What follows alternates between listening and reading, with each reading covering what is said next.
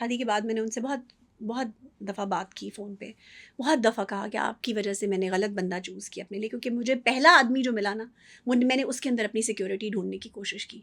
मैंने ये नहीं होता है सोचा, ऐसे। एग्ज़ैक्टली मैंने ये नहीं सोचा कि ये मेरे लिए अच्छा होगा या नहीं होगा। मैंने आई ट्रस्टेड माई गट और I was wrong, completely wrong. तो मैं उन पे ब्लेम करती थी कि आप क्योंकि मेरी ज़िंदगी में नहीं थे, आपने मुझे छोड़ा। आपने मुझे छोड़ा और ऐसा छोड़ा। बट आप देखो, बीवी को तो छोड़ दिया जाता है, बिल्कुल, तो औलाद तो औलाद को अपनी भी छोड़ होती है। देते हैं आप।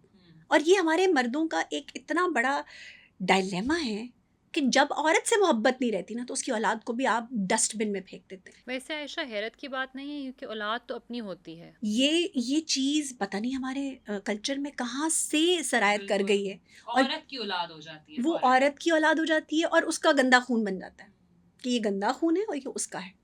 लिहाजा खैर आगे चलते हैं। तो जब जहाँज़ेब की डेथ से 1-2 महीने पहले मैंने अपने वालिद को फ़ोन किया। मैंने कहा, जहाँज़ेब आपसे मिलना चाहता है, आप एक दफ़ा उससे मिल लें। तो मेरे वालिद साहब ने कहा, एंड आई कोट, कि देखो सारी ज़िंदगी तुमने मुझे कभी ओन नहीं किया, तो अब तुम एक खाना रखो अपने ससुराल में, तुम्हारे ससुराल को पता चले कि मैं तुम्हारा बाप हूँ। आपके वहाँ पे आप हस्बैंड। उस तरफ कीमोथेरेपी चल रही है बिल्कुल। और वालिद साहब ये फरमा रहे हैं कि तुमने मुझे कभी ओन नहीं किया, लिहाजा अब तुम मुझे ओन करो अपने इन लॉज में, और उन्हें बताओ कि तुम्हारे 7-8 और बहन भाई हैं और मैं तुम्हारा वालिद हूँ और तुम्हारी अम्मी हैं, और जो है इन सबको तुम ओन करो, खाना हो, खाने के ऊपर मैं जहाँजेब से मिल लूँगा। कहा, "अब्बा, बात ये है कि इस वक्त वो उसकी जान के लाले पड़े हुए हैं। मैं इस वक्त ससुराल में ये नहीं कह सकती कि मेरे बाप को ओन किया जाए, उनका खाना रखा जाए, हम फूड़ी पे बैठे हुए हैं, he is about to die.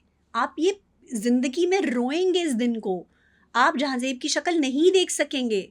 वो आपसे मिलना चाहता है, एक मरते हुए आदमी की ख्वाहिश समझ के इसे पूरा कर लें। वैसे आपके हस्बैंड आपके अब्बू से क्यों मिलना चाहते थे? वो शायद उनको लगता था कि वो मुझे एज़ अ ज़िम्मेदारी मेरे फादर पे सौंपते अच्छा, हैं। ठीक है। ठीक है? सो कहने का मतलब ये कि वालिद साहब ने कर दिया इनकार, बड़े प्यार पोलाइटली। मैं इसको इनकार ही समझती हूँ। बिल्कुल। तो मैंने उनसे कहा कि अब आप सारी ज़िंदगी इस चीज़ को तरसेंगे क्योंकि आप उसकी शक्ल नहीं देख सकेंगे। और फिर मेरी वही काली ज़बान, हाँ, जहाँज़ेब की डेथ होती है, हम उसे लाते हैं हॉस्पिटल से, नहलाते हैं। बच्चे मेरी इन-लॉज़ के कहने के मतलब मना करने के बावजूद मैं बच्चों को उन एक फ़ाइनल गुड बाय करवाती हूँ। बच्चे मेरे बहुत छोटे थे, 6 साल का बेटा, 4 साल की बेटी और 2 साल की बेटी। बच्चे बहुत छोटे थे। मुझे था कि कल को ये बच्चे जब मुझसे पूछेंगे कि हमारा बाप कहाँ गया, बिल्कुल। तो मैं क्या जवाब दूँगी कि किधर गया? मैं लाख तावीलें दे दूँ कि वो चला गया अल्लाह के पास। उन्होंने जब डेड बॉडी नहीं देखी होगी, तो उन्हें सब्र नहीं आएगा।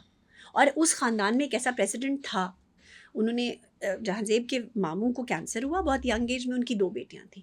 उन्होंने बच्चियों को बाप की शक्ल नहीं दिखाई, और जब बच्चियों को बाप की शक्ल नहीं दिखाई, उनसे झूठ बोला गया कि तुम्हारा बाप दुबई चला गया है। जब छोटे होते हैं हम बच्चे, तो उनके दिमागों में सवाल नहीं होते, लेकिन जब बच्चे लेकिन बड़े हो आहिस्ता जाते आहिस्ता हैं, जब बड़े होते तो हैं। उनके जहन में ये सवाल उभरते हैं कि हमारे बाप ने हमें छोड़कर दुबई चला गया बिल्कुल। और कभी पीछे मुड़ के नहीं देखा। फिर वो फेक कॉल्स कराते थे किसी से कि अच्छा ये देखो तुम्हारे बाबा की कॉल। तो वो चीज़ें, वो बच्चों में महरूमी देख देख के ना, आंखों में सख्ताई, पथराई हुई आंखें। और अपना बचपन भी मुझे याद था कि मैंने अपने बाप के इंतज़ार में वकीलों के घरों में बैठकर कई घंटे गुजारे थे। तो वो जो आस होती है और दरवाज़ा नहीं खुलता और कोई नहीं आता।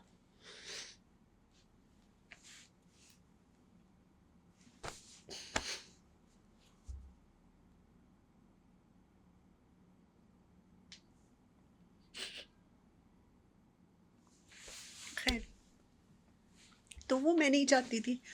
खैर वो आपके हो गया। बच्चे वो देखें। हाँ, मैं नहीं चाहती थी कि ये बच्चे उस तरह से बड़े हों, उस महरूमी के साथ। इस महरूमी के साथ तो जी सकते हैं कि अल्लाह ने हमारे बाबा को सितारा बना दिया,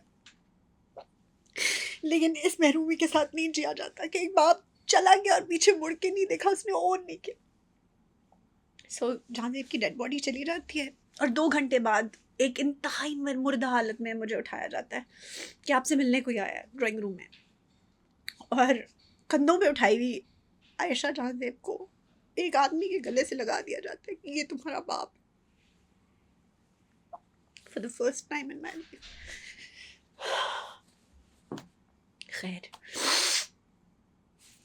सो आई मेट हिम देन। और गिले शिकवे अपनी जगह,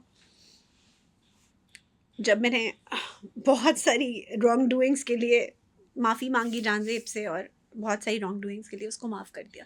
कि एज एन इंसान जब हम जिंदा होते हैं ना, तो हम कोशिश करते हैं अपना अपना आप जताने की और अपनी चीज़ को राइट कहने की, लेकिन दूसरे की शायद उस तरह से नहीं सुन रहे होते, उसकी नहीं समझ रहे होते, या शायद दूसरा आपको समझा नहीं पा रहा होता। तो वो सब कहना सुनना जो था वो डेड बॉडी के साथ जब हो गया, उससे पहले भी हो गया हुआ था, लेकिन बहुत सारी चीज़ों के लिए मुझे उसे माफ़ करना था, बहुत सारी चीज़ों के लिए उसे लेट गो करना था, कि उसको आगे दूसरे मामलात भी देखने हैं। अब तो वो मैंने अपने लिए भी किया और उसके लिए भी किया। फिर उसके बिहाफ पे मैंने बहुत सारे लोगों से माफ़ियाँ भी मांगी, कि ज़ाहिर है वो तो उस तरह से नहीं मांग सका, उसको वक्त नहीं दिया ज़िंदगी में।